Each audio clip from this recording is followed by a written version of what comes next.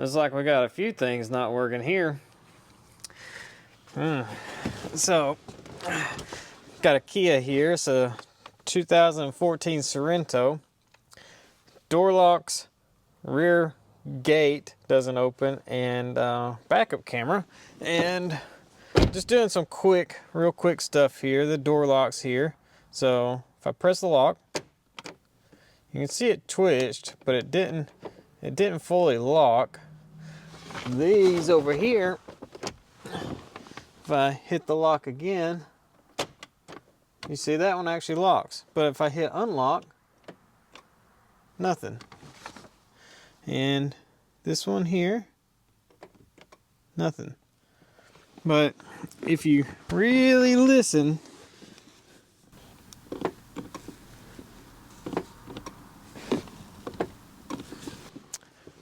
I can hear it clicking in the door here, but none of these others are doing anything, and I can definitely hear the relay in their click. This might be interesting.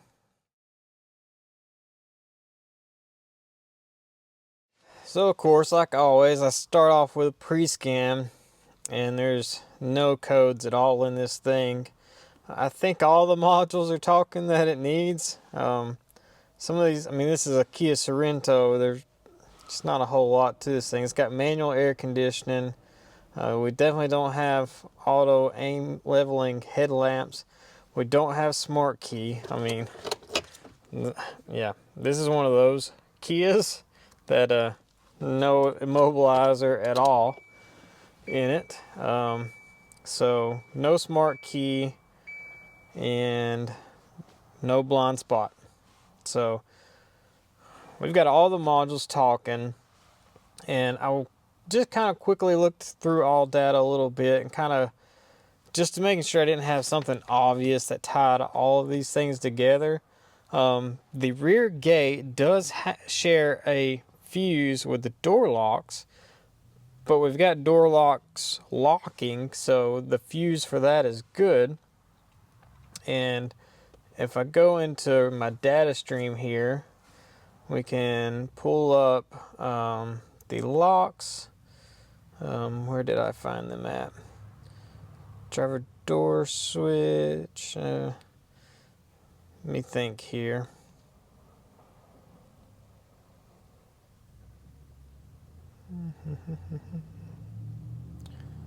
Alright, so tailgate handle switch, that's for the back there.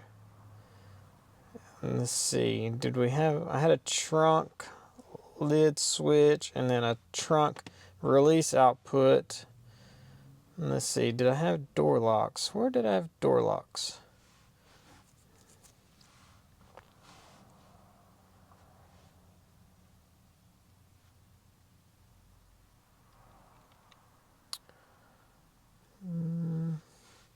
Let's do a little search here. We'll just select all these locks. There we go. So, two turn, that's going to be in the door out there. I'm looking for door lock switch, so like this. Alright, you've seen the door lock output and the central door lock switch work. So unlock, there you go. We see on data those work. Let's see, driver door unlock switch. So I'm not sure what that data pit is, but you can see these other data pits, they are working. So we've definitely got BCM, knows this switch is pressed. We definitely have some outputs happening. But unlock, I can, like I say, I can hear something in this door, but it doesn't actually move. None of these others I can actually hear. So what about the rear gate back there? Let's get where that is pulled up. We've got 3 data PIDs there. The switch, the release output, and the door. So the switch is just under the bottom here. So if I press that,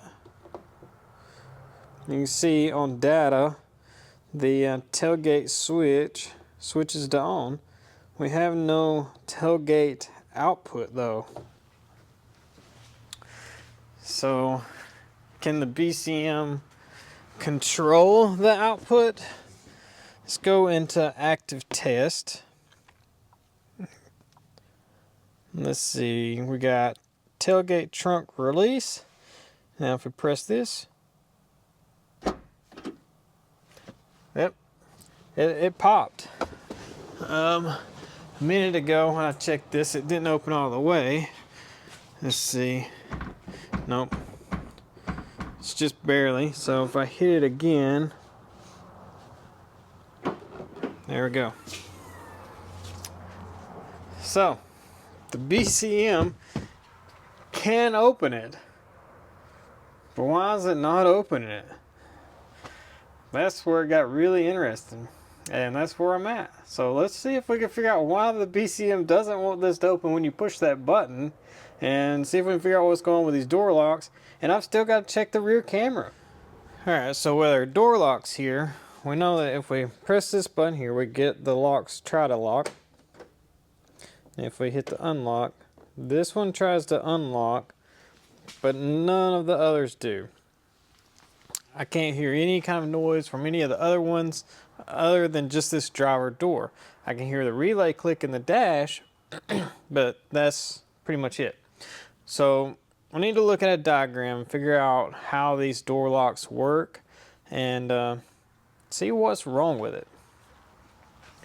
So I've got just the diagram here pulled up. It's just a screenshot really, and this is in the smart junction box. You get the door lock relay and the door unlock relay.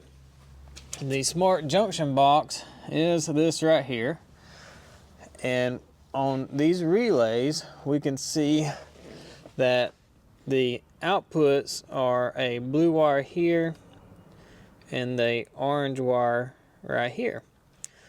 And this basically works just like how it does in that Corvette video that I showed a couple months ago, where the normally closed side of the relay is just grounded.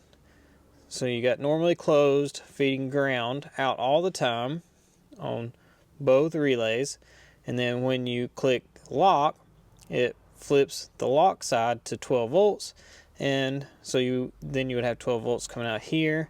You still got ground here, letting the actuators move, and then it flips the polarity when you hit the opposite button. So hopefully that makes sense. Now, why when we hit unlock, let's see, unlock right here, why when we hit unlock, we hear the relay click, we see this side attempt to move. Well, now it's not going to. Let's see if we do that. Nope. Every now and then this one will twitch. The others don't. Why can we hear something in this door but none of the others? Well, it's pretty simple. They run a second unlock relay. They call this a two-turn unlock. Okay, two-turn unlock.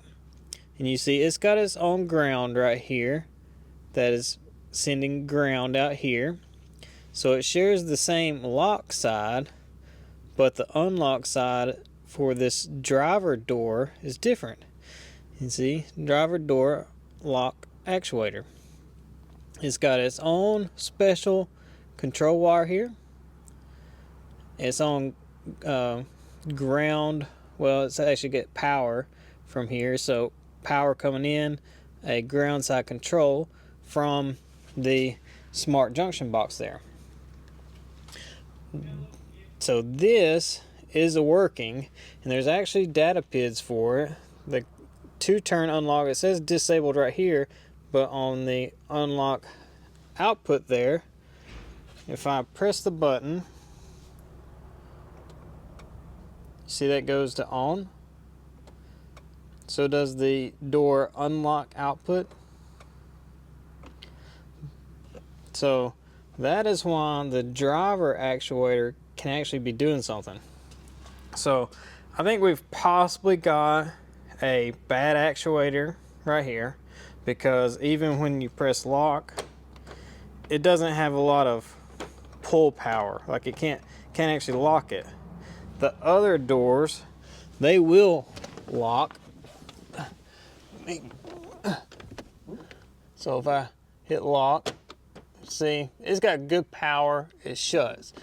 They can't unlock. So logically thinking about this, come on, I can already tell you the problem is this relay contact is bad. This relay contact is not flipping to unlock, sending 12 volts out on the unlock wire. And to prove that, I found where the wires are in this connector here. Let me get my flashlight turned on so you can see.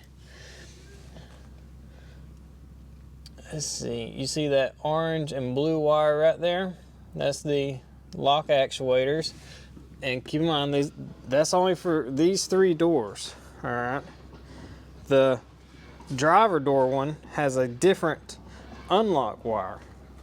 But if we hit the lock, you see we get a good light there. If we hit unlock, nothing. You can see the voltmeter kind of twitched just a little bit, but there is no power coming out of that.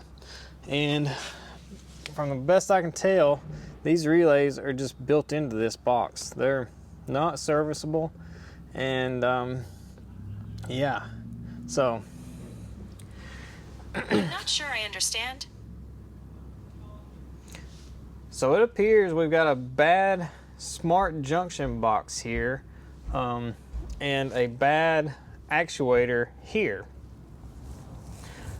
Doesn't really explain what's going on with the rear, but if we've got a bad junction box here, maybe something with it's keeping that back there from opening. I'm not sure, because that controls the lift gate back there as well.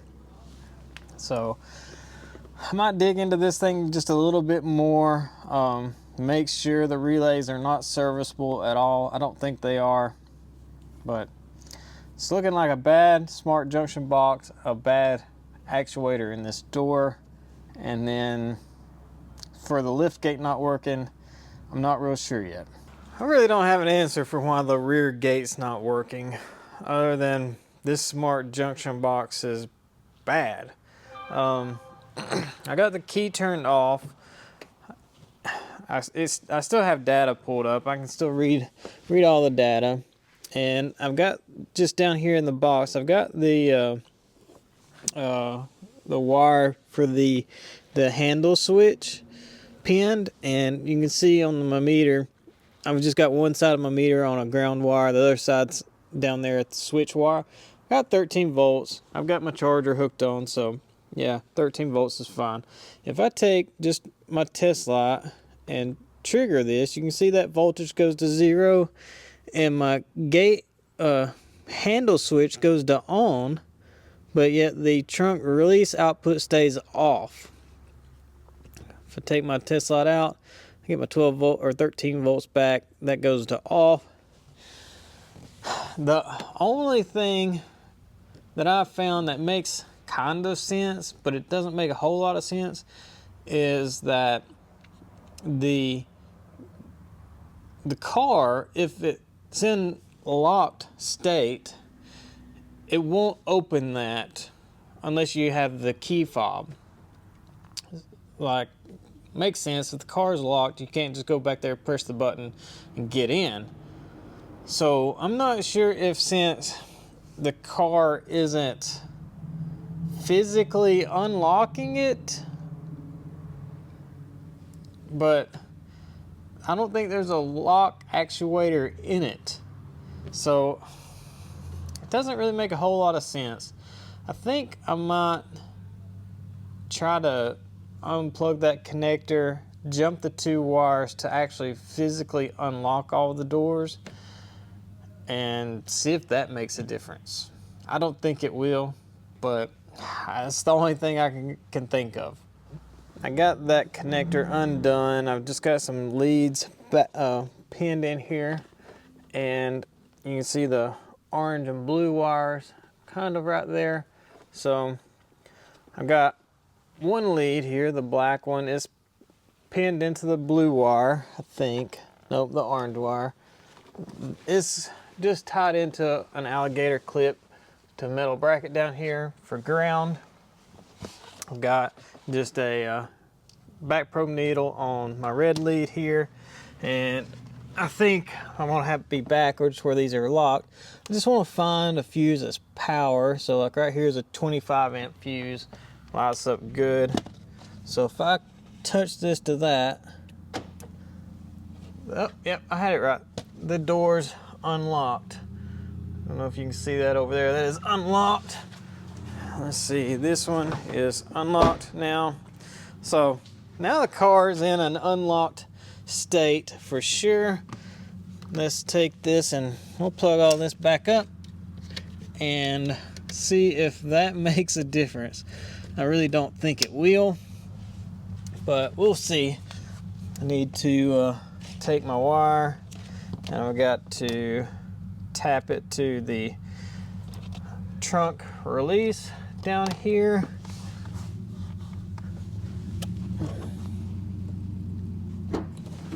Oh my God. Oh my God. I can't believe that. That is it. Which I don't have nothing to grab hold of here, but it popped it. Okay, so that is not what I thought would be the outcome. I guess since the unlock relay isn't physically sending an output, somehow the smart junction box knows the doors are still locked and doesn't allow that operation to happen. Wow. Well, so now we know we definitely have a smart junction box issue with the unlock relay. I'm gonna get with the customer, see if they want to get one of these things or what they want to do with it, and see where they want to go from here. The customer has sourced us a new, they call it a smart junction box, body control module, whatever you want to call this thing. We're gonna get that thing put back in here, check these door locks again, and then we're gonna mess with this door lock here and see if it's actually a bad latch. I do have a replacement latch here. There we go. That's the part number to it. If I got it because this door panel is actually, there's a lot to take off and to get to this thing to replace it. So I wanted to have it here in case this is bad. I'm pretty sure it is, but we're gonna check the wires right there at it just to verify, because it's acting weak. Okay, if we have a voltage drop going to it though, it can kind of give that same issue. So we're gonna get this apart, we're gonna verify we've got good power making it to the actuator. And then if we do, we're going to swap it out as well. New fuse box installed, and lock, unlock. This one's still doing the same thing, but you can see over there, that one works, that one works, and I'm gonna get the camera here. There we go. So that has fixed our door unlock issue, and we just need to get into this driver door, verify what we believe is wrong with it, and fix it. What a pain to get out that is. These door latches are a whole big assembly that is actually on a bracket that's riveted to the door, the inner door skin that has window regulator. I've got the window just kind of held up there with my pick. You actually have to completely disassemble the outside handle, because the outside handle, it actually mounts to this piece right here. So that's what I'm saying. I wanted to get one here, so if it is bad, I can go ahead and replace it. And I'm just I'm not back probed. I've got my little test light here, and my leads are falling out on me. So I've just got my needles just kind of stuck in here. They're not spreading the pins or anything. They're kind of larger terminals in here. But I'm in the wires there, and if I reach under here and hit the lock button, you can see that gets pretty bright. If I hit unlock, I'm set with both my filaments here, so that's 2 amp filament and a 1/2 amp, so 2.5 amps total. We've got good current flow, so that does verify the latch here. The motor in that is bad.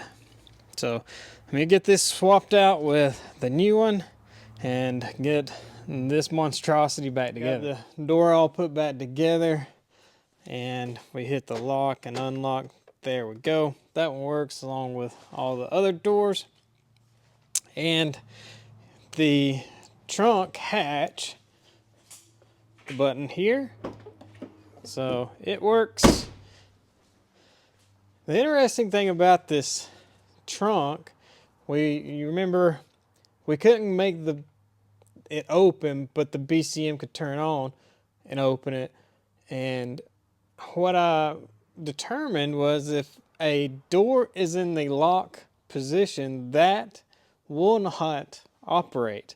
So for instance, if this is just pushed over to lock, there's a mechanical switch in the latch that knows it's in the lock position, and now the button does not work. And this is for any door. So let's unlock that. Okay. See there? We're unlocked. Let me reach in here. I'm going to lock this door. So this door here is locked. Look at this. Nothing. So if any Ford door is in the locked position, that won't work. Every door has to be in the unlocked position for the rear gate button to work.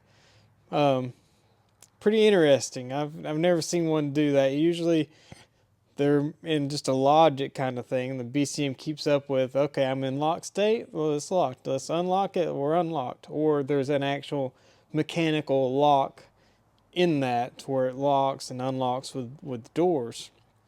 But not this way on this one. And there we go. We are working. So that is it